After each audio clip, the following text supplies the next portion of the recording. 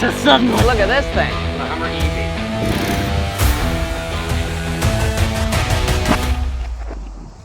RedNeck Visit. Set and go. Today we're going to talk about how we can know for very cheap, 20-25 bucks, how much wattage, how much power our power tool that's a plug-in power tool is drawing, and how much amperage. Because we're most of the time running off of a wall outlet. What we really care about is amperage because we don't want to pop our breakers. Now this concrete saw I just bought at Harbor Freight is advertised at 15 amps. How do you find a power if you know the amperage and the voltage? Well, 1 amp times 1 volt is 1 watt. And if you want to think of it in terms of water, if you have a pipe, you know, this wire right here being your pipe and the electricity flowing through it being water, then the voltage is kind of like the pressure, the PSI of the water inside of there. And then the amperage is kind of like the amount of flow going through any given spot. But with that little analogy out of the way, how do we cheaply measure the wattage coming into this saw or this drill?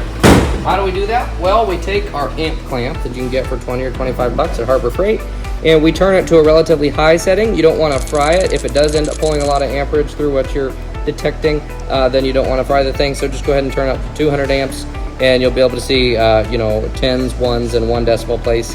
And then if you want to get more accurate and you know that you're not going to be over the threshold, you can go down to 20 amp or 2 amp. Now, if we just do this, right, and I try to turn this on, there's nothing. Nada. 0.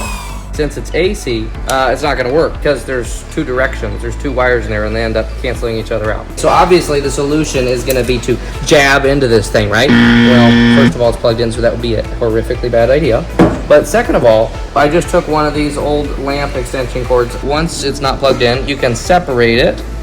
When you separate those 2 wires from each other, make sure the cord is not plugged in. You will die if it is.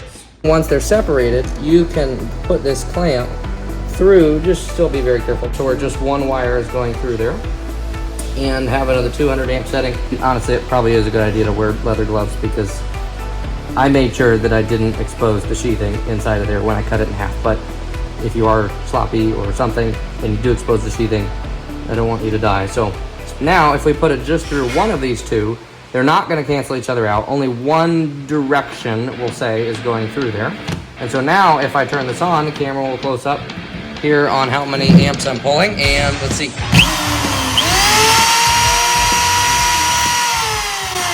Looks to be just under 2 amps under no load full RPM.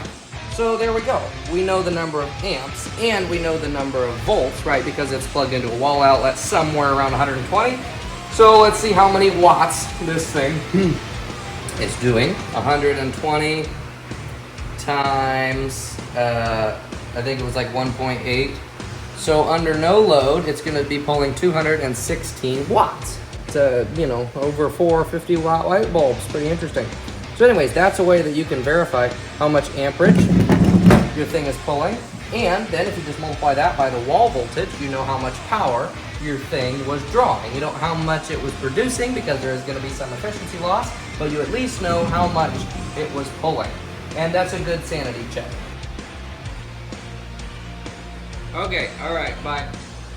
Now if the company advertising the power tool not only gives you the amperage, but they also give you the wattage, then you can fact check them on how many amps it would actually need to be pulling, because the voltage is going to be a constant, right? That never changes. It's going to be, well, you can tell if it's going to be a 220 outlet plug or not. But assuming that it's a normal wall plug, that's going to be 120 here in America. And so then you can see how many amps is this thing really pulling in order to meet the wattage that they say it can. And sometimes there's some pretty bogus lies out there. Like I was looking at a competitor for this little electric concrete saw here, Vivor, and I was reading some reviews and it was electrocuting people and sounded kind of scary. But anyways, I was looking and the reviews were saying it's blowing my breaker, right? And everybody had 15 amp breakers. But if you looked at their wattage number, and they said it was like 3,200 watts it could pull, and then you divide it by the 120, that is going to be way more than 15 amps. So it was way closer to like 30 amps. And so actually, you can fact check some people long before you actually get the thing or test it. As long as they tell you the wattage, you know the voltage, so you can actually tell, in order to get that claimed wattage, what the amperage will be. Maybe they're just lying about the wattage, whatever. But anyways, this is a useful tool simply to know that the amperage times the voltage equals the wattage, and you can fact check all kinds of stuff. And if you want to, go grab yourself a $20-some amp clamp, put it around one side of the two-stranded extension cord, and then you can tell how many amps are flowing through that, and then you can tell how many amps your power tool is pulling. So, thanks for watching RedNeck Physics.